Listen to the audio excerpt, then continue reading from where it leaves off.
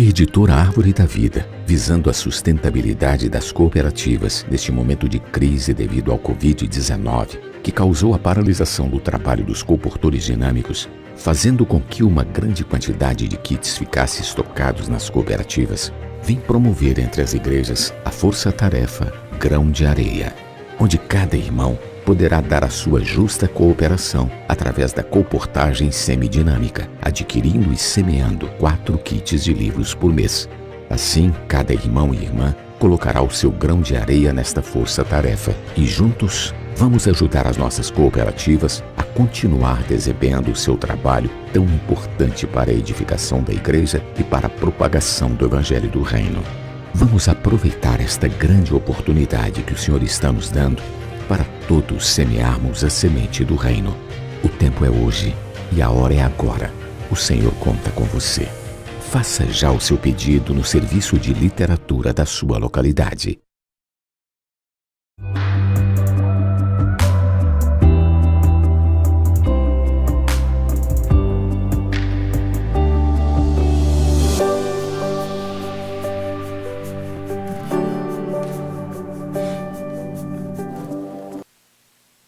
Aleluia, boa noite.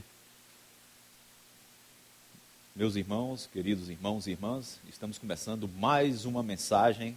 Essa mensagem ela tem como título, Como Deus Prepara os Seus Ministros. Os versículos base aí, irmãos, é 2 Coríntios, capítulo 1, do verso 8 a 9, capítulo 3, do verso 5 a 6. Antes de iniciar a mensagem, quero agradecer aí a família de Andréia, que está assistindo essas mensagens lá em Campinas, no interior de São Paulo, as suas primas, os seus tios, as suas tias, que estão na capital e no interior de São Paulo. Aos irmãos também de São Carlos, Mateuzinho, Jesus te abençoe, meu querido, somos um em Cristo. Os irmãos aqui do interior da Bahia também que estão nos ouvindo e nos assistindo, que o Senhor possa abençoar, que essa palavra possa chegar no profundo do seu ser, tocar em cada um de vocês, e aqueles amigos e colegas também que estão assistindo, meus irmãos em Cristo, se eu possa edificar cada um de vocês. Jesus abençoe a cada um, pastor Canela, pastor João Marcos, ou seja, com cada um de vocês aí, onde vocês estiverem com suas famílias. Hoje, irmãos, nós vimos na semana passada sobre os ministros da nova aliança, como Deus, Ele forma os seus ministros, como nós podemos nos tornar seus ministros. E nós vimos, irmãos, que hoje, por meio desse ministério neotestamentário, o ministério da nova aliança, nós podemos fazer a vontade do Senhor, deixando todas as nossas, até as nossas atividades seculares, para abandonarmos tudo, não literalmente, e seguirmos ao Senhor. O nosso coração, o nosso ser, seja pelo propósito de Deus, seja pela vontade de Deus, seja pela economia de Deus. E essa é a nossa vontade, irmãos. Nós vimos que, no exemplo que nós temos, da vida de Pedro, como esse Pedro, ali antes do galo cantar, a Bíblia fala 2 vezes, ele negou o Senhor 3 vezes. Mas o Senhor, ali depois que as mulheres foram ao seu sepulcro, o Senhor falou, dizei aos discípulos e a Pedro, ali depois que o Senhor morreu, tinha morto, e ao 3º dia ele ressuscitou. Então, irmãos, o Senhor também está dizendo a nós, e a Sandro, e aos irmãos, o Senhor está nos chamando para servirmos. Nós sabemos que Pedro era uma pessoa muito impulsiva, muito rápida, uma pessoa precipitada, temperamental, mas ali o Senhor pôde trabalhar na pessoa de Pedro e usá-lo como ministro dessa nova aliança, um ministro do Novo Testamento. E o Senhor também quer nos usar, irmãos, dia a dia quer nos usar para que façamos a sua vontade, sejamos um com a sua vontade, não importa onde nós estejamos, qual seja a nossa profissão, onde nós estivermos, o Senhor quer nos usar. Isso é algo maravilhoso. Quer dizer, uma pessoa tão rude, tão iletrada como Pedro, o Senhor pode trabalhar nele e ele se tornar um líder da igreja em Jerusalém. A liderança ali na igreja em Jerusalém. Então nós, hoje também podemos ser usados do Senhor onde nós estivermos. Um outro exemplo que nós temos é a vida de uma pessoa que era um catedrático, uma pessoa que tinha um conhecimento mais profundo que Pedro, seguia as tradições religiosas do judaísmo, uma pessoa extremamente capaz. Um outro exemplo na Bíblia que é Paulo. Vamos ler Gálatas, capítulo 1, vamos lá para Gálatas, o capítulo 1 de Gálatas.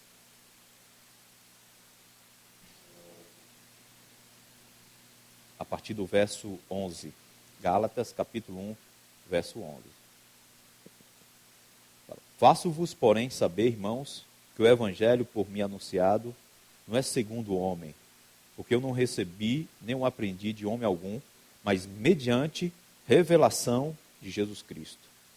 Porque ouviste qual foi o meu proceder outrora no judaísmo, como sobremaneira perseguia eu a igreja de Deus e a devastava.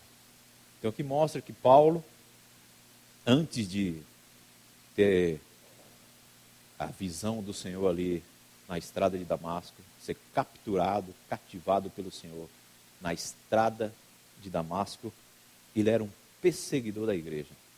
Ele perseguia os irmãos, ele jogava muitos em prisão, e nós sabemos aquela passagem de Atos 7, quando Estevão estava sendo morto, ele consentia na morte de Estevão. Então ele era um perseguidor da igreja. E esse, conhecido anteriormente como Saulo, algo maravilhoso aconteceu com a sua vida. Ou seja, o Senhor o cativou, o Senhor o chamou para a sua obra, o Senhor o escolheu. Aí o verso 14 fala assim, né? E na minha nação, quanto ao judaísmo, avantajava-me a muitos da minha idade, sendo extremamente zeloso das tradições de meus pais. Quando, porém, ao que me separou antes de eu nascer, me chamou pela sua graça, aprove revelar seu Filho em mim, para que eu pregasse entre os gentios. Sem detença, não consultei carne e sangue, nem subi a Jerusalém para o que já eram apóstolos antes de mim, mas parti para as regiões da Arábia e voltei outra vez para Damasco. Então, que mostra que esse Paulo, ele recebeu algo que veio do terceiro céu, não vindo de conhecimento humano, nem procedendo do próprio homem, nem tampouco de Jerusalém, onde estavam os apóstolos. Ele recebeu a revelação da economia neotestamentária de Deus. E hoje, isso chegou até nós por meio dos seus escritos, por meio dessas epístolas, as epístolas neotestamentárias que foram escritas pelo nosso irmão Paulo. Mas aqui mostra, irmão, que Paulo, ele avantajava aos que da sua época estavam naquela época, porque Paulo, ele foi educado aos pés de Gamaliel. Então Paulo tinha muito conhecimento, Paulo era religioso, Paulo era zeloso da lei, a sua descendência, assim, era um descendente de hebreus, né, da tribo de Benjamim, mas ele foi cativado pelo Senhor, ele foi conquistado pelo Senhor, o Senhor o escolheu, como dizem em João capítulo 15, o verso 5, o Senhor nos escolheu para que nós possamos ir e darmos frutos. E esse fruto vem dessa vida interior que está em nós, ou seja, dessa comunhão que nós temos dia a dia com o nosso Senhor. Nós, como igreja, nós podemos frutificar em nome do Senhor. Então o Senhor trabalhou tanto na vida de Paulo, quanto na vida de Pedro. Pedro, uma pessoa rude, iletrada, Paulo, uma pessoa culta, conhecedor das Escrituras, mas ali o Senhor pôde trabalhar em cada um deles, o Senhor pôde trabalhar na vida de cada um deles, no seu caráter, na sua personalidade, e o seu homem natural, o homem natural de cada um deles, foi eliminado, foi abandonado, e eles usaram agora o seu novo homem, ou seja, usaram o seu espírito. E nós aqui, irmãos, que hoje somos a continuidade dessa obra do Senhor como igreja, o Senhor também nos escolheu como ministros do Novo Testamento. Nós podemos ser servos do Senhor. Quero relembrar aqui para os irmãos, como eu falei semana passada, eu tive uma experiência de uma reunião que marcou muito a minha vida. Fazendo uma correção, irmão, essa reunião foi em 1989, no tempo ali que eu comecei a reunir junto com os irmãos, na Laodiceia, Gusmão. Aquela reunião me marcou muito, onde eu vi ali os irmãos sendo separados, abandonando todo o seu futuro, abandonando a sua profissão, para ser totalmente pela obra do Senhor, seguir ao Senhor. Eu ali, adolescente, me tocou muito. Em 1989, ali na rua Laodiceia Gusmão, onde estávamos ali reunindo, daquelas reuniões maravilhosas que tínhamos, um viver da igreja intenso, tocou na minha vida e isso mudou toda a minha visão de igreja, a minha visão de futuro, a minha meta, o meu objetivo como vida. Graças ao Senhor, né, que esses irmãos são modelos para nós, mais recentes, como também foi um modelo para nós, Pedro e Paulo. Como o Senhor trabalhou na vida de cada um deles, para que eles se tornassem ministros do Novo Testamento, servos do Senhor. E hoje também nós podemos ser servos do Senhor, ou seja, recebendo também a revelação que vem do alto. E essa revelação hoje o Senhor nos dá por meio dos seus profetas, ou seja, a revelação da sua economia, a revelação do que o Senhor quer fazer hoje aqui nessa terra. Irmãos, e para Deus nos preparar como seus ministros desse Novo Testamento, ou seja, para que o Senhor nos forme como seus ministros, o que nós devemos passar nesse dia a dia, ou seja, nessa vida atormentada, tribulada, que é o mundo de hoje. Como o Senhor trabalhou em Paulo? De que forma o Senhor tem trabalhado em Paulo? Vamos ver primeiro, 2 Coríntios, para 2 Coríntios, capítulo 1, o verso 8 e 9. Fala, porque não queremos, irmãos, 2 Coríntios, capítulo 1, verso 8 e 9. Fala, porque não queremos, irmãos, leia aí em sua casa também, irmãos, toque aí no Espírito, por meio da leitura da palavra, que ignoreis a natureza da tribulação que nos sobreveio na Ásia, porquanto foi acima das nossas forças, a ponto de desesperarmos até da própria vida. Contudo, já em nós mesmos tivemos a sentença de morte, para que não confiemos em nós, e sim no Deus que ressuscita os mortos. Olha só a experiência que Paulo passou, muitos irmãos passaram, ali na região da Ásia, tribulações, provações, a tal ponto de desesperar até da própria vida. Esse mundo que nós estamos vivendo, se você é pelo Senhor, se você é pela obra do Senhor, se você quer servir ao Senhor, você irá passar tribulações, sofrimento, por causa da obra do Senhor, por causa do nosso Senhor, em nome do Senhor.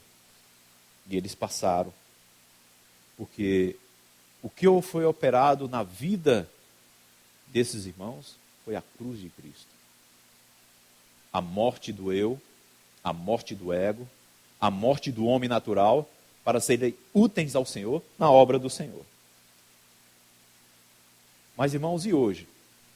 Quer dizer, passou-se, né, já nosso irmão Pedro cumpriu o seu ministério, sendo um com o ministério neotestamentário aqui na terra.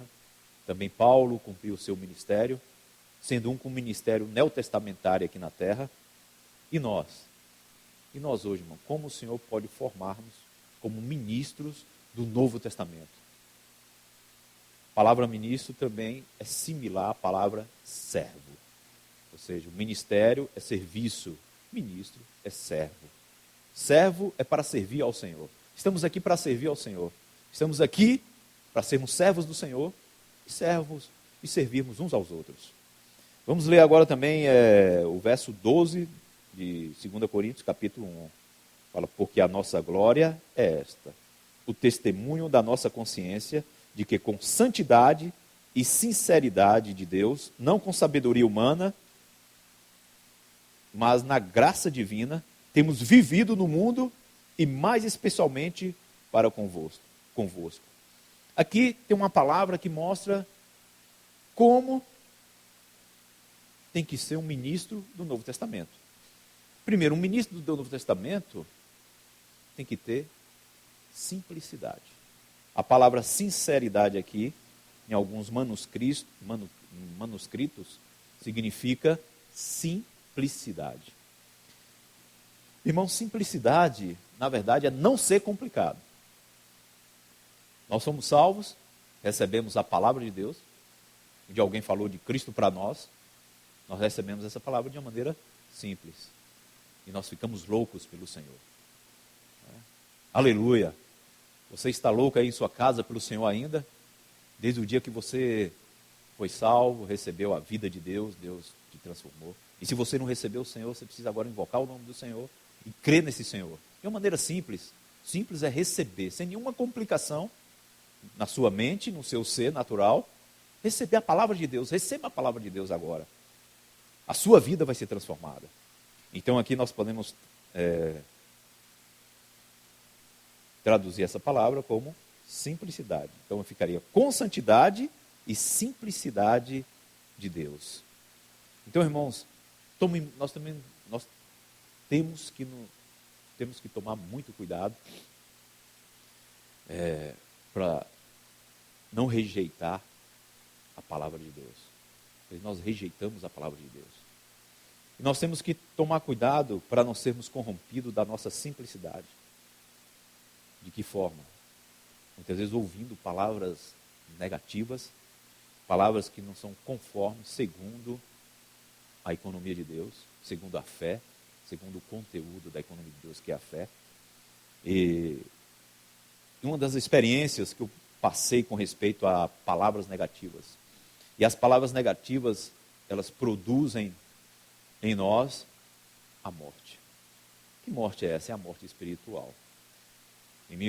Quando eu cheguei, eu vivi em São Paulo, na capital, em 1992, e no interior de São Paulo, de 93 até 2006, no início de 2006, e retornei para a Vitória da Conquista. E eu tive uma experiência que, graças ao Senhor, pela misericórdia do Senhor, o Senhor me manteve na vida da igreja. Uma dessas experiências foi que eu li, um irmão me mostrou em sua casa algumas cartas de difamação, de calúnia, que foram escritas contra o nosso irmão Dong, também contra o nosso irmão Tito Chu, irmão que servia ali no Canadá. E aquilo lá, eu li todas essas cartas em 2006, antes de acontecer toda essa grande confusão. E eu falei, meu Senhor, como é que eu vou passar isso para outros irmãos? E graças ao Senhor, eu me mantive calado, fui para minha casa, orei ao Senhor, e graças ao Senhor, irmãos, essa palavra não me contaminou. Eu não fui contaminado. Por quê? Porque graças ao Senhor, desde quando eu me converti, pela misericórdia do Senhor, desde 1988, até atualmente, eu tenho me consolidado por meio das verdades, para que não sejamos enganados. Nós temos que buscar a palavra, buscar nos fundamentar na verdade, para não sermos enganados. Não dar conversa a palavras negativas que introduz morte. Depois nós sabemos o que aconteceu, né? Houve uma divisão, muitos irmãos deixaram o nosso meio por causa dessas inverdades com respeito ao nosso irmão, né, irmãos? Por causa do ministerialismo. Deixar claro aqui, irmãos, eu sou totalmente um com a palavra atual, a palavra de profecia, a palavra profética. Sou um com os irmãos, o que os irmãos têm falado, nosso irmão Pedro Dong, nosso irmão Esdras Mar, Miguel Mar, André Dong. Sou um com a liderança da igreja em Vitória da Conquista, o meu nosso irmão César, o meu nosso irmão William, que são irmãos alinhados dentro da economia de Deus, dentro do propósito de Deus. Falam a palavra de profecia. Nós temos que ser um com essa palavra. Não podemos ser complicados, irmãos. Nós fomos salvos, fomos resgatados pelo Senhor, temos que manter a simplicidade em relação à palavra de Deus. E temos que rejeitar, claro. A Bíblia também fala que nós temos que ser prudentes como as serpentes. Essa prudência em relação a não recebermos heresia, palavras até muitas vezes boas, com bom conhecimento, mas fora da economia divina, fora do propósito de Deus, fora do que o Senhor está nos alinhando, nos mostrando uma visão. Nós temos que receber a palavra de Deus, aquela palavra que nos alinhe, que mostra qual é o nosso objetivo aqui nessa terra, dentro da economia de Deus. Muitos têm um conhecimento da Bíblia, eu conheço muitas pessoas, muitos irmãos, que têm um conhecimento profundo da Bíblia. Não estou aqui fazendo crítica. Né? Irmãos que oram mais do que nós, irmãos que têm um conhecimento da exégese da Bíblia, chamada, né? Da hermenêutica da Bíblia, muito mais do que nós. Mas o que é mais importante na palavra, irmão, é receber vida, não é apenas o conhecimento. É a vida que há nessa palavra. Essa palavra tem que ser vida em nós, por meio da sua economia, dentro da sua economia. Essa Bíblia, a Bíblia é fantástica. Imagina, é como uma grande cidade. Você vai à Bíblia, pode fazer uma viagem, como você vai visualizar uma grande cidade. E essa cidade, ela tem as avenidas principais e tem as suas vielas. Muitas vezes nós, infelizmente, nós entramos nas vielas da Bíblia e nos perdemos nos pontos doutrinários, nos pontos dogmáticos da Bíblia, e nós nos perdemos. Nós temos que estar na linha principal, na avenida principal. Aí nós entramos nas vielas.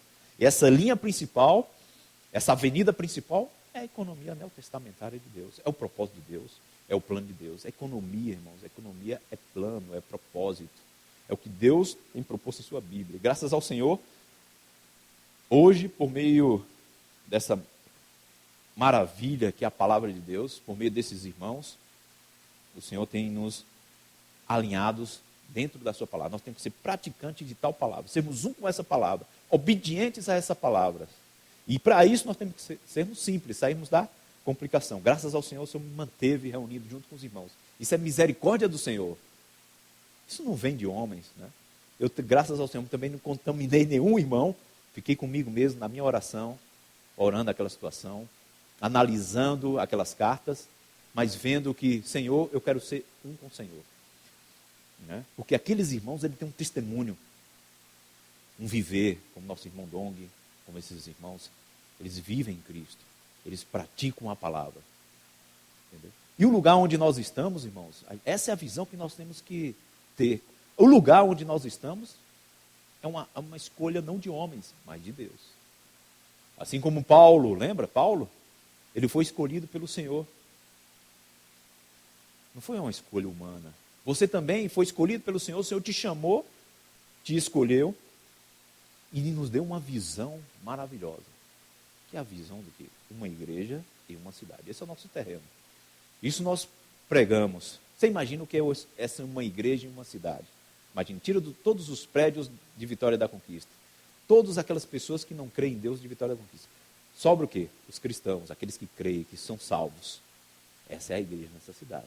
E nós damos testemunho dessa unidade nessa cidade. Nós temos que estar claro disso. Nós temos que sermos contra, irmãos, qualquer tipo de divisão, qualquer tipo de ministerialismo, de exclusivismo, de localismo. Nós somos aqui a favor da fé. E a fé é a Bíblia. A fé também é a igreja. A fé é a obra de Cristo, a redenção de Cristo. A fé é a sua fé subjetiva. É a fé de ouvir a palavra de Deus, fundamentado na verdade. Irmãos, e graças ao Senhor, o Senhor me manteve na vida da igreja. Hoje eu não sou crítico, graças ao Senhor, não sou crítico a nada. Sou um com tal palavra. Essa palavra é maravilhosa, essa palavra tem me tocado e tem transformado a minha vida, graças ao Senhor. Eu quero ficar louco pelo Senhor. Me dá arrepio falar disso, porque a palavra de Deus é algo que vem do trono de Deus. Não vejo aqui uma obra particular de nenhum irmão. Esses irmãos foram trabalhados pelo Senhor, esses irmãos foram tratados pelo Senhor. E você também e eu, nós somos trabalhados e tratados pelo Senhor. Para nos mantermos a nossa simplicidade, sermos simples, como Paulo aqui foi simples. Não com sabedoria humana, aqui fala sabedoria humana é a sabedoria carnal, a sabedoria que vem do homem, do ser natural, da inteligência humana. Aqui é uma sabedoria, a sabedoria que nós temos é uma sabedoria que vem do céu. A sabedoria que está no Senhor. A sabedoria que vem da sua palavra, não vem de nós, do nosso ser natural. E esses irmãos, Paulo, quando escreveu esse livro, ele escreveu baseado na sabedoria de Deus. Esse 2 Coríntios é uma autobiografia, nós podemos dizer, dessa pessoa que viveu no Espírito, que andou no Espírito, que foi um com a economia de Deus, com o propósito de Deus. Vamos ler agora também 2 Coríntios, o capítulo 11. O capítulo 11. A partir do verso 1. Quisera eu me suportasses um pouco, mas na minha loucura, suportai-me, pois, porque zelo por vós com o zelo de Deus, visto que vos tenho preparado para vos apresentar como virgem pura a um só esposo, que é Cristo. Além da simplicidade, um ministro, um servo do Senhor, você que está em sua casa, nós que somos cristãos, que temos a vida de Deus, temos que sermos virgem pura. Está falando de uma maneira corporativa. A pureza, sermos puros, não sermos misturados com conceitos doutrinários, não sermos misturados com heresias, com seitas, não sermos misturados com as coisas do mundo, com esse cosmos, mas sermos puros, irmãos, termos pureza em nosso interior. Aqui fala como virgem pura. Apresentar diante do Senhor como essa virgem pura. O que quer dizer uma virgem? Uma virgem, ela só tem olho para um só, para o seu noivo, aquele que ela vai casar. Não tem outro homem. Uma virgem não tem outro homem, ela é virgem. Ela só tem um só esposo. Ela contempla e vê só aquele esposo. Seus olhos estão voltados para aquele único esposo e mais nada. É isso. E quando nós somos salvos, nós cremos no Senhor e temos que manter essa pureza e olhar só para o Senhor. Não temos outros maridos, não temos outros namorados, só fitar os nossos olhos ao Senhor. Aleluia! A glória a Jesus, coisa maravilhosa. Mas, todavia, todos os contudo, nós podemos perder a simplicidade e nós podemos perder a pureza.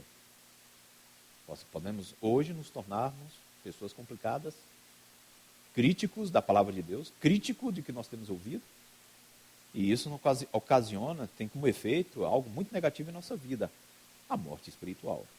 A pureza faz com que perdemos o foco de olhar para um só marido, de ter comunhão só, a relação íntima, a nossa relação íntima só com o Senhor, nós perdemos o foco. E isso aconteceu aonde? Na história mais trágica, vamos falar assim. A gente está falando agora de uma pandemia que tem no mundo, do coronavírus. Mas eu vou falar a você de um vírus que entrou nessa humanidade e ocasionou a maior pandemia da história da humanidade. Infelizmente, a humanidade foi anestesiada por esse vírus e a humanidade não tem a percepção que esse vírus ocasione uma morte em maior proporção, você imagina, a maior proporção de bilhões de pessoas. Esse vírus ocasiona, ou seja, uma morte mais cruel, mais fatal do que nós vemos desses coronavírus aí. Esse vírus chama pecado. E muitos estão anestesiados por causa desse pecado. Imagina, irmãos, eu vou contar para vocês agora, para vocês terem a percepção, o que aconteceu, o porquê o ser humano, a humanidade, perdeu a simplicidade e a pureza. Aí fala o versículo 3 aqui de 2 Coríntios 11, fala assim: mas receio que assim como a serpente enganou a Eva com a sua astúcia, assim também seja corrompida a vossa mente e se aparte da simplicidade e purezas devido a Cristo. Então, a serpente com a sua astúcia, com a sua esperteza, com a sua manobra, com a sua sagacidade, enganou a quem? A Eva. E ela perdeu ali algo que tinha no homem. O quê? Simplicidade e pureza na comunhão ali no jardim do Éden com Deus, no dia a dia. Vamos ler essa história macabra, trágica, que afetou toda a civilização humana. Hoje a civilização humana, sem Deus, ela é contada por causa dessa história. Ela tem a semente, a origem, nesse capítulo da Bíblia que está em Gênesis. Vamos lá, Gênesis, vamos ler Gênesis capítulo 3, a partir do verso 1. Gênesis capítulo 3, a partir do verso 1. Fala. Mas a serpente, mais sagaz que todos os animais selváticos que o Senhor Deus tinha feito, disse à mulher. A mulher que estava sozinha. Cadê Adão? A mulher estava desprotegida, sem cobertura, sem seu parceiro. Ela estava só. Cuidado quando você for ouvir alguma palavra negativa, não esteja só. Cuidado para você está sozinho, você está aí sem cobertura. Mas aí olha o que aconteceu.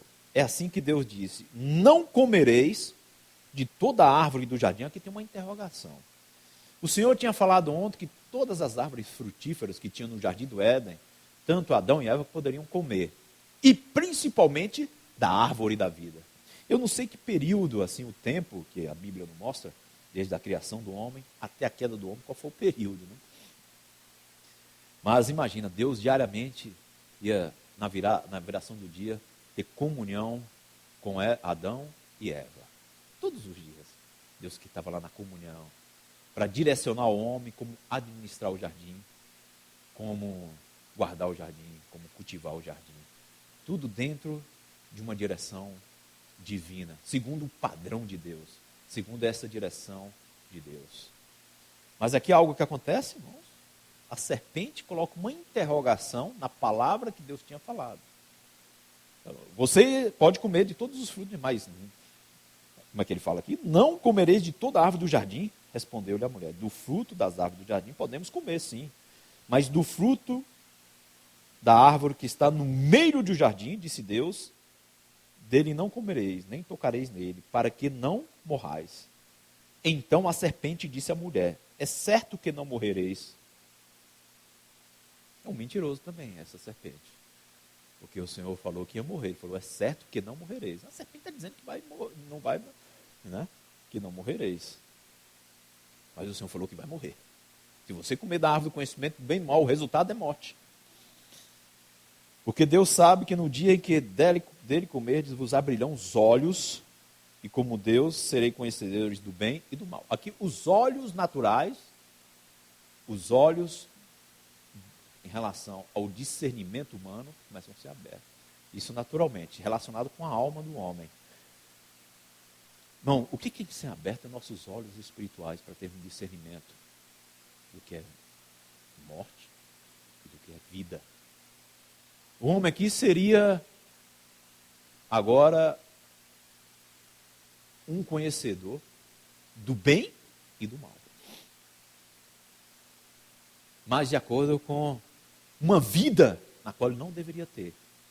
Ou seja, temos como fonte a natureza de Satanás no homem. Vendo a mulher que a árvore era boa para se comer, ela contemplou com seus olhos, com seu físico. Era agradável aos olhos e a árvore desejável para dar entendimento é que foi afetado os olhos, ou seja, a parte física da mulher, seu corpo físico, e foi afetado também o seu entendimento, a mente. Aí fala, tomou-lhe do fruto e comeu, e deu também ao marido, e ele comeu. Abriram-se então os olhos de ambos, percebendo que estava nus, cozeram folhas de figueira e fizeram cintas para si. Aqui é gravíssimo, irmãos. Os olhos de ambos foram abertos. Então eles perceberam, de acordo com a consciência que do homem foi ativada, eles perceberam que estavam nus diante de Deus, né? Nus agora, para ter comunhão com Deus, não poderia mais. Claro, metaforicamente, nós podemos, dia a dia, muitas vezes, estarmos nus diante de Deus, deixarmos toda a nossa justiça, nossa verdade. E olha só, e eles cozeram folhas de figueira. Folhas de figueira aqui é a justiça própria do homem. O homem não tinha mais Deus como a sua justiça, rejeitou Deus, e ele fez Ele se tornou sua própria justiça. Ou seja, o homem está dizendo a Deus aqui, o homem, no seu ser natural, que não precisa mais de Deus. Aqui é algo extremamente grave, irmãos, porque a partir daqui, do homem ingerir esse fruto para dentro do seu ser, toda a história da humanidade mudou. Ou seja, o homem se tornou independente de Deus, o homem se tornou a sua própria justiça, o homem se tornou a sua própria verdade. E isso é um grande engano de Satanás. Irmãos, Deus é a verdade, Deus é justiça. Cristo é justiça, Cristo é verdade. O homem não é verdade, o homem não é justiça. Ou seja, tudo isso aqui agora, por meio de inserir esse fruto para dentro do seu ser, a coisa mais grave aqui que ocorreu foi que o homem desobedeceu a palavra de Deus. O homem foi desobediente à palavra de Deus. O homem foi incrédulo à palavra de Deus. O homem não creu na palavra de Deus. A incredulidade introduziu o pecado.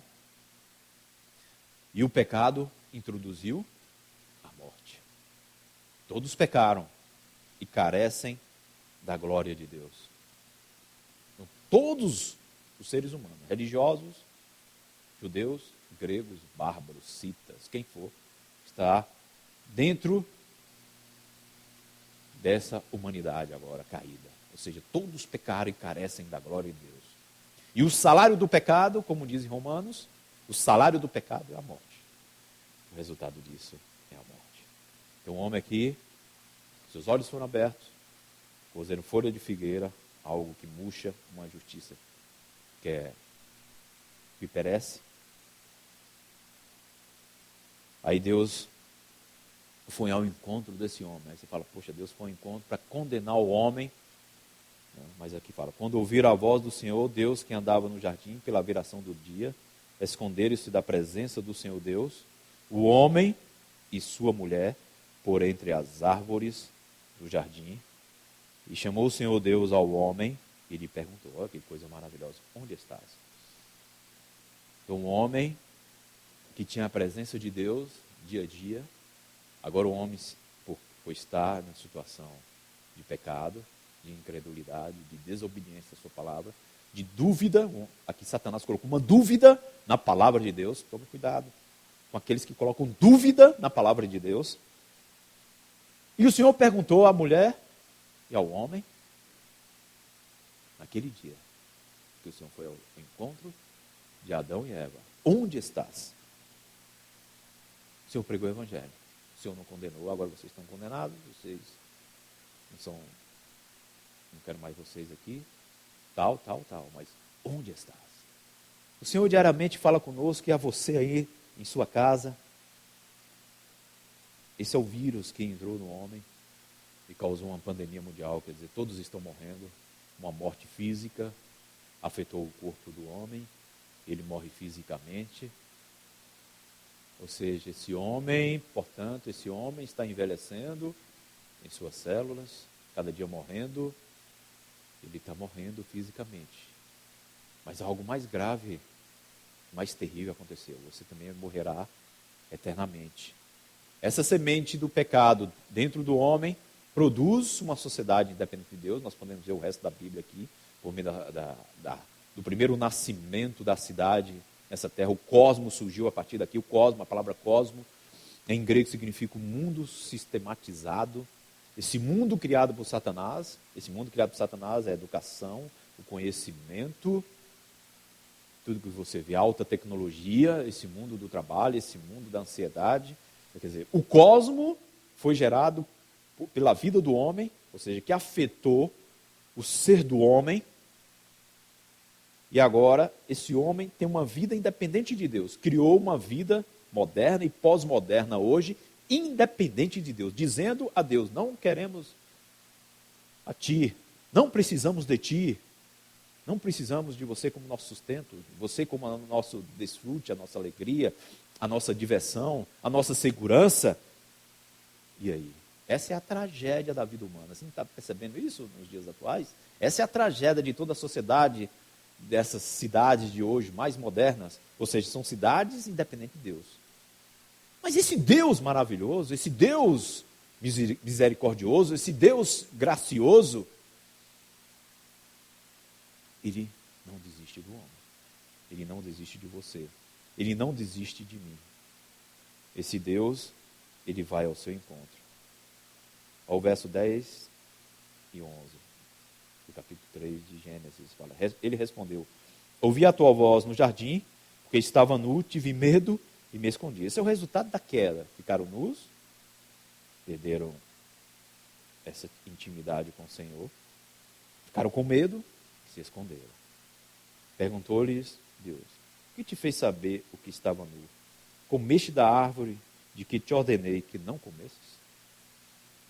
Irmãos, essa é a história da Bíblia. A história da Bíblia é definida por duas árvores. A árvore do conhecimento do bem e do mal, mas tem a história de Deus também. Por meio da árvore da vida. Esse é um paralelo que nós vemos. Toda essa sociedade, elas vão se convergir no fim em duas Babilônias. Uma Babilônia representando a cidade física e uma Babilônia representando toda a economia, todo esse sistema mundial, econômico, comercial. E isso está em Apocalipse. Mas, por outro lado, tem um paralelo da linha da vida, da linha divina, em que Deus, por meio ali, né, Deus escolhe depois Sem, depois Enoque, e assim vai, até chegar no nosso Senhor Jesus Cristo. Que coisa maravilhosa.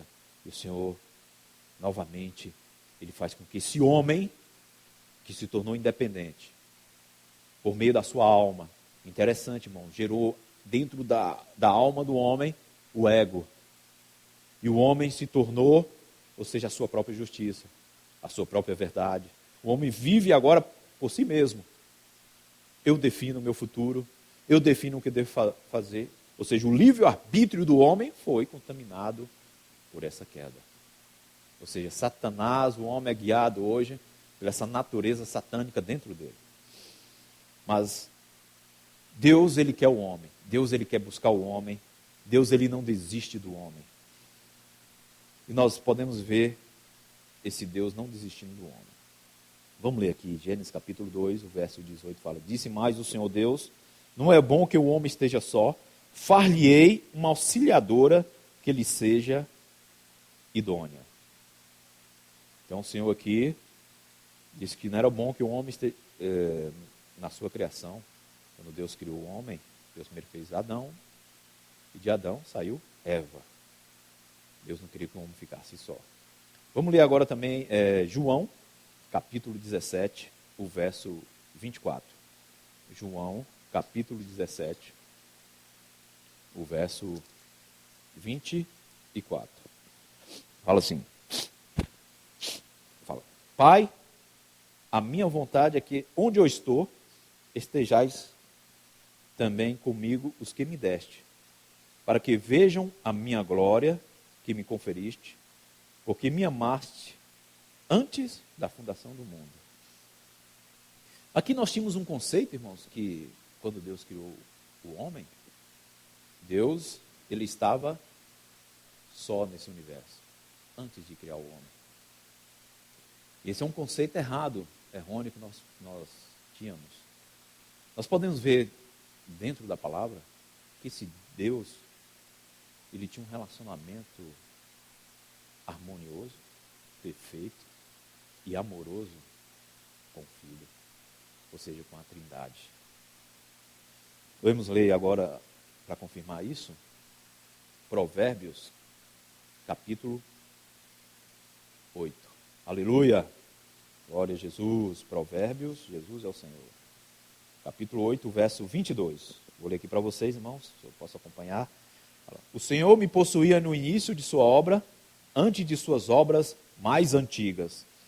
O verso 30. Fala, então eu estava com ele e era o seu arquiteto. Dia após dia eu era as suas delícias, folgando perante ele em todo o tempo. Esse capítulo 8 de Provérbios fala da sabedoria de Deus. Mas essa sabedoria aqui é personificada. É o nosso Senhor Jesus, é o nosso Cristo. E aqui mostra que existia, antes dessa criação, antes de formar mundo, antes de formar o Cronos, o tempo, o espaço, Existe uma comunhão na eternidade entre o Pai e o Filho. Uma comunhão, uma intimidade. A palavra aqui, quando fala, eu era as suas delícias, se você olhar na King James, fala que é assim, que o Filho era o prazer do Pai. Não falava na versão da Bíblia, King James, ok? Então, o Filho era o prazer do Pai. O Filho era que dava delícias ao Pai. Ou seja, existia na eternidade uma unidade entre o Pai e o Filho. Então, aqui existiu o quê? O Deus triuno, a Trindade divina. Irmãos, e quando nós falamos da Trindade divina, uma das coisas mais difíceis, há muita discussão no cristianismo, no meio cristão, sobre o Deus triuno, a Trindade divina. Deus, ele é um só Deus, não existe três deuses. Na essência, Deus é um, mas na função, na sua economia, economicamente, ou seja, na sua obra, ele se faz em três.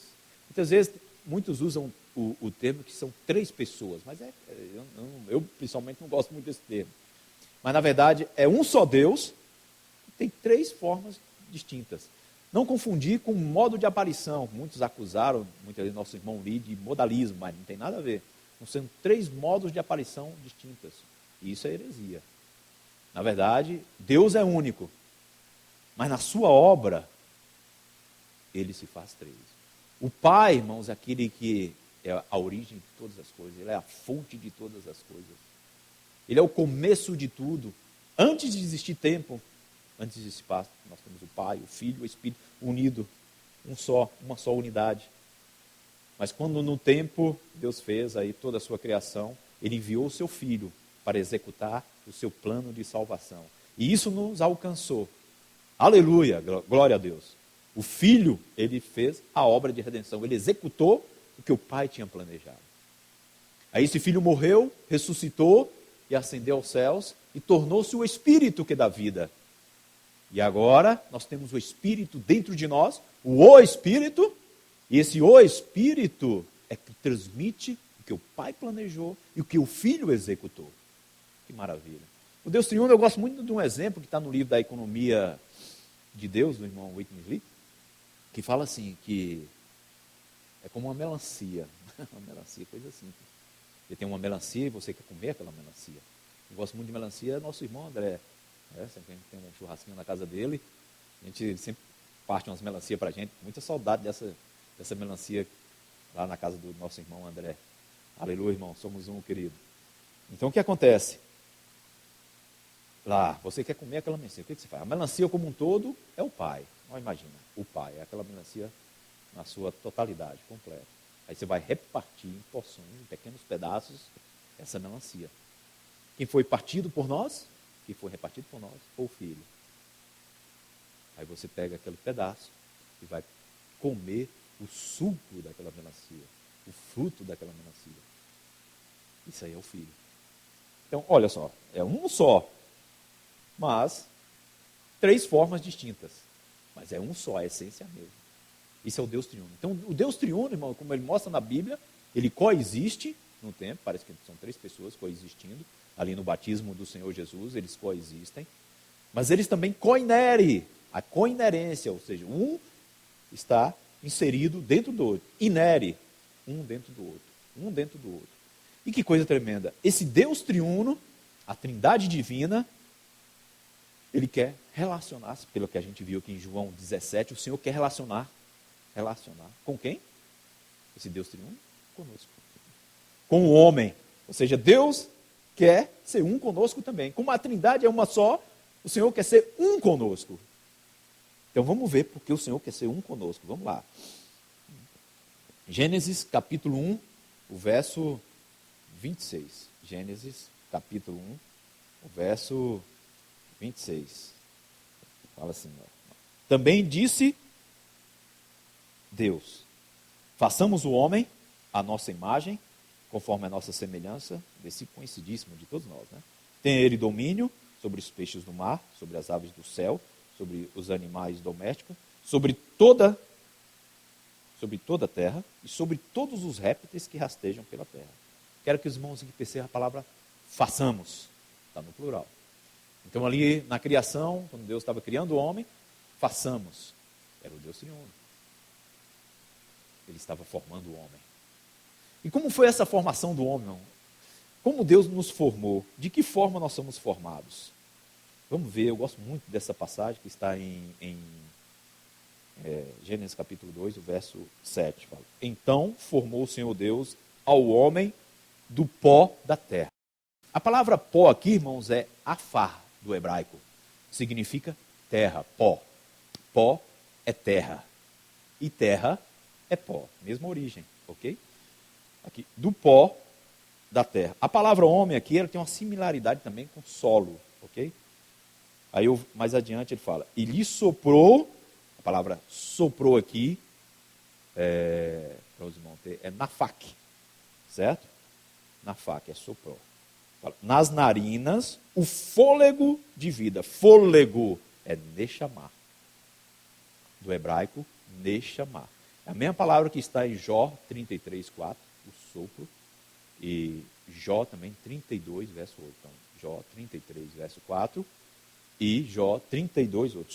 Fôlego, sopro, nechamar. Aqui é o espírito humano. Olha aqui que interessante. Um homem, um ser de barro, um boneco, Deus soprou, ou seja, Deus, o Espírito, Deus soprou, ou seja, o nafak, transformou em nechamar, ok? E da interação, ou seja, isso é algo tremendo, assim, misterioso. A gente pode falar, mas é um mistério. Deus fez o homem do pó da terra, dos elementos que tem na terra, soprou nele o fôlego de vida, o homem se tornou o espírito humano, e teve um subproduto aqui que apareceu por causa desse sopro, que é chamado aqui de alma vivente. A palavra alma aqui é nefesh, e a palavra vivente é shai. Pode ser traduzida também como vida da alma.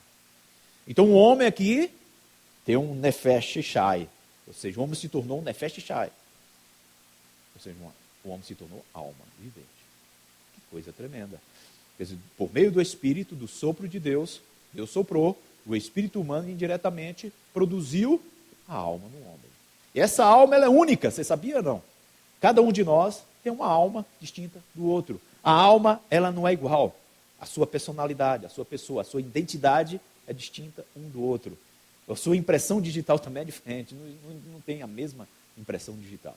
E é isso que aconteceu. Esse homem, esse ser tripartido, esse homem criado de forma maravilhosa, singular, ele foi afetado pelo pecado, e o homem se tornou independente aonde? Em sua alma. Ou seja, essa alma do homem produziu uma vida da alma independente de Deus. E isso define toda essa humanidade, a ciência, a cultura humana, a tecnologia, tudo de onde vem do poder da alma. O homem tem um poder da alma. E agora você tem, nós como servos de Deus, que temos a vida de Deus, nós podemos, irmãos, tomarmos uma decisão. Ou seja, a nossa alma, hoje, ela pode ser, ou seja, essa alma pode ser dominada, governada pela carne, que o corpo foi afetado na queda do homem, foi transmutado em carne, o corpo transmutado é carne, esse corpo foi afetado, foi danificado, a sua alma foi corrompida e Deus, o seu espírito só foi amortecido. Mas e como escapar de tão grande morte? Então, como nós podemos escapar dessa sociedade corrupta, dessa sociedade independente de Deus? Não estou falando, são coisas boas. A educação, a ciência, tudo isso é bom. Mas Deus colocou nessa cidade, onde tem uma sociedade independente de Deus, uma civilização humana que não crê em Deus, que não pertence a Deus. Deus colocou nessa cidade, Deus escolheu nessa cidade um grupo de pessoas que tem algo distinto, diferente, que é a vida de Deus. Foram salvos no seu espírito por meio do nosso Senhor Jesus. Que coisa maravilhosa. É dessa forma que nós somos inseridos no Deus triuno. Quando você nasceu de novo, creu no Senhor Jesus, se arrependeu, pediu perdão pelos seus pecados, confessou seus pecados, você foi inserido em Deus. Você creu em Deus e agora você está dentro do Deus triuno. dentro da Trindade divina. Irmãos, o grande problema para se formar hoje em servos de Deus é a alma humana. Essa alma humana nos envelhece, nos faz pessoas soberbas e que tenhamos ambição. Muitas vezes nós temos muita ambição, irmão. Nós queremos ter fã-clube na vida da igreja. Nós queremos ganhar dinheiro no viver da igreja. Nós queremos ter posição na vida da igreja. O que adianta, irmãos? Queremos sermos isso, aquilo, termos posição na vida da igreja. Não. É como eu vou ler aqui para os irmãos, está na página 50 do Alimento Diário. Eu toquei muito. Aleluia, estou arrepiado já estou tocado. Ô glória, aleluia. Fala. O adequado é sermos sinceros diante de Deus. Vá diante do Senhor aberto e simples, irmãos. Declare: Senhor, eu não sei fazer nada. Eu não sou nada. Estou aqui em tua presença. Senhor Jesus, o que devo fazer? Qual a tua palavra para mim? Qual a tua direção?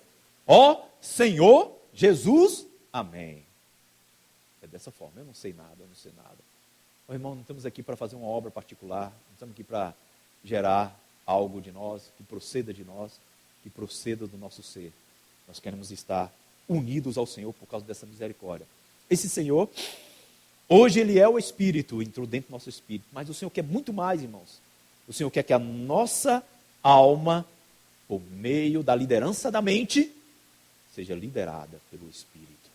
Seja liderada por aquilo que está dentro de nós. Seja governado por que está dentro de você. Para que você seja formado como ministro.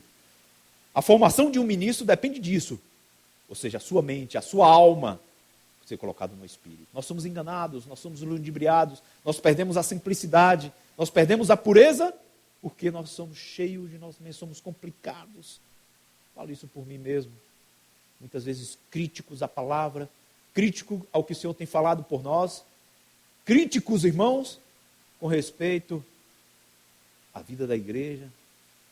Irmãos, não sejamos enganados, não sejamos ludibriados por nós mesmos. As más conversações, né, deturpam os bons costumes, os bons hábitos. Nós temos que ter bons hábitos, bons costumes e sair das más conversações. Não sermos complicados, sermos pessoas simples, puras, aleluia! Bom, isso é só colocar sua mente no Espírito, irmão.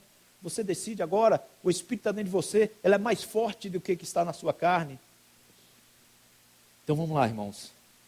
Vamos ver o que esses irmãos, ou seja, o que Paulo passou, agora, por fim, né, para a gente concluir, o que Paulo passou para ser formado como ministro do Senhor. 2 Coríntios, vamos lá, 2 Coríntios, capítulo 4. 2 Coríntios, capítulo 4. A partir do verso 7. 2 Coríntios 4, a partir do verso 7.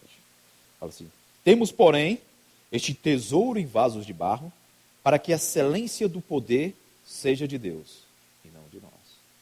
O poder vem do tesouro no seu interior. Lembre-se, irmão, você é apenas um vaso de barro. Aqui mostra a fragilidade de quem nós somos. Somos apenas vasos de barro. Devemos dar valor, muitas vezes se dá muito valor, o foco está no vaso de barro e não no tesouro. Mas devemos mudar isso. O foco tem que estar no tesouro. E graças ao Senhor, irmãos, nós temos esse tesouro dentro de nós. E o Senhor tem levado muitos a desvendar esse tesouro dentro de você.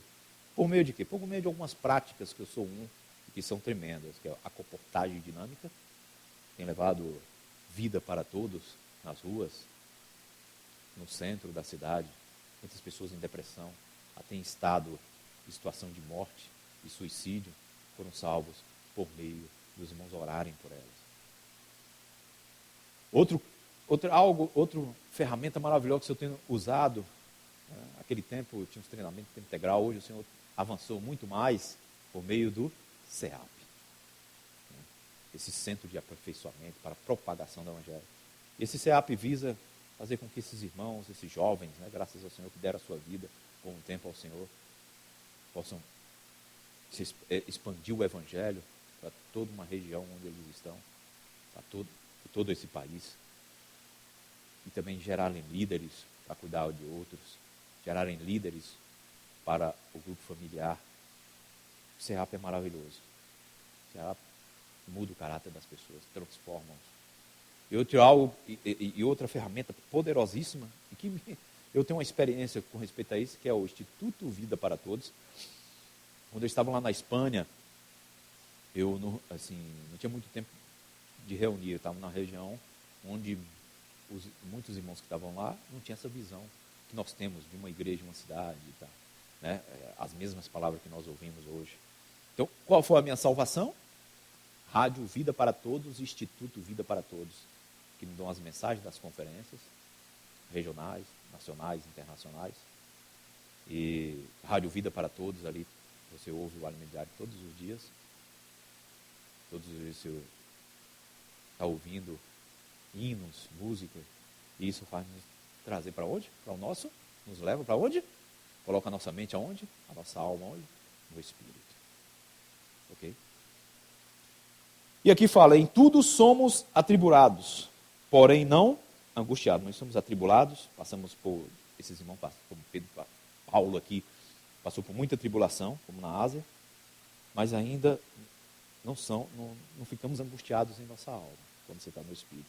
Perplexo, essa palavra perplexo significa são incapazes de encontrar uma saída. Muitas vezes o sufoco é tão grande desse mundo, a tribulação. Eu não estou falando aqui, irmão, de você sofrer por causa de calamidades, de pandemias, tudo baseado em algo que provém do pecado do homem, né? Na natureza humana. Eu estou falando aqui os sofrimentos, as tribulações produzidas por causa do nome do Senhor, por causa da obra do Senhor. É isso que nós estamos falando. Perplexo aqui pode ser traduzido como pressionados em todos os lados, porém não desanimado. Não desanimado aqui significa não sem saída. Tem situação para que nós estamos indo para dentro de um precipício, dentro de um abismo. Situação não tem saída. Já passei várias vezes isso na minha vida. Situação e falei, Senhor, não tem saída para mim. Estou sendo pressionado de todas as formas. Mas qual é a saída? É para cima. Quando nós invocamos o nome do Senhor, nós estamos indo para cima. A nossa saída é celestial. Ok? Ele fala, perseguidos, porém não desamparados. Verso 9. Mas nós somos perseguidos dia a dia, né? Você está nesse mundo que o homem não domina, o cosmos é um sistema satânico. Nós estamos dentro dele. Nós usamos ele para cumprir o propósito de Deus, que é estabelecer o reino de Deus aqui. Então nós somos perseguidos, porém nós não desamparados. Nós somos abatidos, ficamos um pouco abatidos. Então aqui tem o sofrimento físico e também emocional, psicológico. Porém não somos destruídos. Não chegamos a ser totalmente hoje destruídos na questão de sermos mortos. E o verso 10, levando sempre no corpo o morrer de Jesus, para que também a sua vida se manifeste em nosso corpo. Porque nós que vivemos somos sempre entregues à morte por causa de Jesus, para que também a vida de Jesus se manifeste em nossa carne mortal. Então você, no seu corpo, leva o morrer de Jesus. Esse morrer de Jesus é maravilhoso, irmão. Na vida da igreja, muitas vezes nós temos um grande problema, é o eu sei. Eu já sei tudo, eu sei fazer isso, eu sei fazer aquilo, eu não preciso mais de palavra, eu não preciso mais, nós podemos cair nessa situação. Quando nós temos tanto conhecimento, estudo vida e assim vai, mas aí nós falamos, eu sei e eu sei. Isso é o ego. Mas aqui nós temos que levar sobre o nosso ser o morrer de Jesus. E o resultado disso é a vida de ressurreição. É isso, irmãos. A vida de Jesus será manifesta. Vida. Certo? Vamos ler também João 12, verso 23 a 26. Fala. Respondeu-lhe Jesus, é chegada a hora de ser glorificado o Filho do Homem. Em verdade eu vos digo, se o grão de trigo caindo na terra não morrer, fica ele só. Mas se morrer, produz o quê? Muito fruto. Quem ama a sua vida, perde-a. Mas aquele que odeia a sua vida, desse mundo, preserva-la para a vida eterna. Se alguém me serve, siga-me. E onde eu estou, ali estará também o meu servo. E se alguém me servir, o Pai o honrará. Como se preparar para ser um ministro do Senhor? Como ser formado como ministro do Senhor? Está a resposta aqui. O grão de trigo tem que cair na terra. Isso que o Senhor fez, ele caiu na terra, negou a sua vida da alma, tomou a cruz e gerou muito fruto por meio da ressurreição. Hoje nós negamos a nossa vida da alma, tomamos a nossa cruz, o nosso eu, o nosso ego, o resultado é a vida de ressurreição. É isso, meus irmãos. Quer dizer, a vida corporal que nós temos, a vida física que nós temos hoje é para uma vida espiritual. Esse é o objetivo. Então, irmãos, vamos, para a gente concluir, 1 Coríntios, vamos ler sobre isso, 1 Coríntios, capítulo 15. 1 Coríntios, capítulo 15, verso 36 a 38. Mas alguém dirá, como ressuscita os mortos? Em que corpo vem? Insensato. Que semeia não nasce se primeiro não morrer. E quando semeia, não semeia o corpo que há de ser, mas o simples grão, como de trigo ou de qualquer outra semente. Mas Deus lhe dá corpo como lhe aprovidar, e a cada um da semente o seu corpo apropriado. Então aqui, o corpo físico, interessante. O mundo físico é para um mundo espiritual. Porque nós estamos numa esfera física, mas tem que algo produzir em nós. É a esfera celestial, a esfera de Deus. Vamos continuar aqui a partir do verso 42. Fala, pois assim também é a ressurreição dos mortos. Semeia-se corpo na corrupção, ressuscita na incorrupção. Semeia-se em desonra, ressuscita em glória. Semeia-se em fraqueza, ressuscita em poder. Semeia-se corpo natural, ressuscita corpo espiritual. Se há corpo natural, há também corpo espiritual. Pois assim está escrito, o primeiro homem, Adão, foi feito alma vivente. O último Adão, porém, é espírito vivificante. Aqui em outra tradução, o espírito que dá vida. Mas não é o primeiro o espiritual, e sim o natural. Depois o espiritual. O primeiro homem, formado da terra, é terreno. O segundo homem é do céu. Como foi o primeiro homem, o terreno, tais são também os demais homens terrenos. Como é o homem celestial, tais também os celestiais. Assim como trouxemos a imagem do que é terreno, devemos trazer também a imagem do celestial. Irmãos, nós vivemos em um corpo físico, esse é o primeiro homem que trouxe para nós, Adão. Mas isso visa o corpo espiritual, ou seja, o corpo celestial, que é nosso último Adão, que é nosso Senhor Jesus. Também teremos um corpo de glorioso, um corpo ressurreto. Então hoje, irmão, nós vivemos essa vida física, mas essa vida física, vida visa a espiritual. O que nós devemos fazer hoje, irmão, para mim concluir, é que nós devemos hoje, na vida da igreja, não temos ambição, posição, nada disso. Nós devemos fazer morrer o nosso velho homem. Se você quer ser um irmão que é um servo do Senhor, que sirva ao Senhor hoje, nesses dias de hoje, no Novo Testamento, o nosso velho homem tem que morrer.